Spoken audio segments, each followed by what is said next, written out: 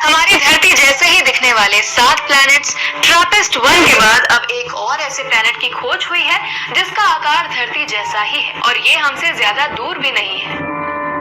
तो क्या चांद और मार्स के अलावा इस दूसरी धरती पर भी बसने की तैयारी है? इस प्लैनेट का नाम क्या है और कैसा है इसका एटमॉस्फेयर, जानेंगे स्पॉटलाइट में।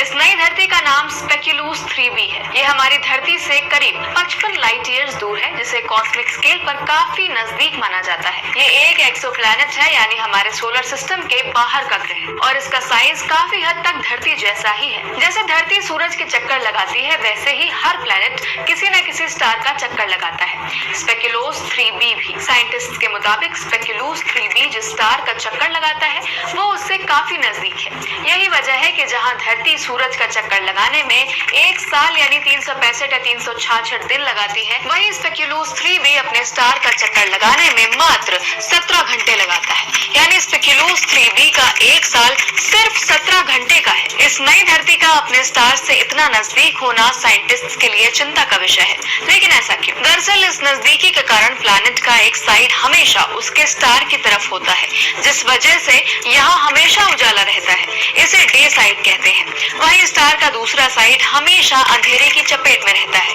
क्योंकि वहां तक रोशनी जाने का कोई स्कोप ही नहीं होता। इसे नाइट साइड कहते हैं। ये बिल्कुल वैसा है जैसा धरती और चांद के बीच है। चांद का एक साइड हमेशा धरती की तरफ ही होता है। अब सवाल आता है कि आखिर इस प्लैनेट की खोज किसने की?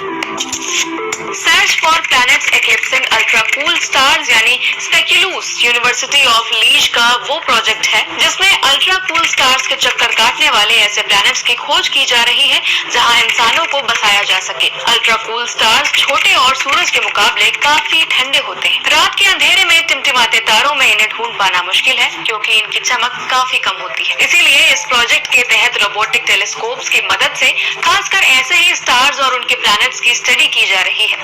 स्पेक्युलस प्रोजेक्ट में ही धरती जैसे दिखने वाले स्पेक्युलस 3b प्लैनेट की भी खोज हुई है। जहां इसका साइज धरती जैसा है, वहीं इसका स्टार जुपिटर से थोड़ा बड़ा है, लेकिन उसकी मास ज्यादा है। स्पेक्युलस 3b के स्टार से उस तक आने वाला रेडिएशन सूरज से धरती पर आने वाले रेडिएशन से करीब 16 गुना ज्यादा है। रिसर्चर्स और साइंटिस्ट्स का मानना है कि यहाँ इंसानों का बस पाना मुश्किल होगा, लेकिन स्पेक्युलस 3b की डिस्कवरी से हैबिटेबल जोन यानी किसी स्टार के आसपास का वो जोन जहाँ पानी मिलने की संभावना हो में धरती के आकार के एक्सोप्लैनेट्स की खोज सकारात्मक दिशा है। स्पेक्युलस 3b के सरफेस को अब नासा के जेम्स वेब स्पेस टेलीस्कोप की मदद से स्टडी किया जाएगा।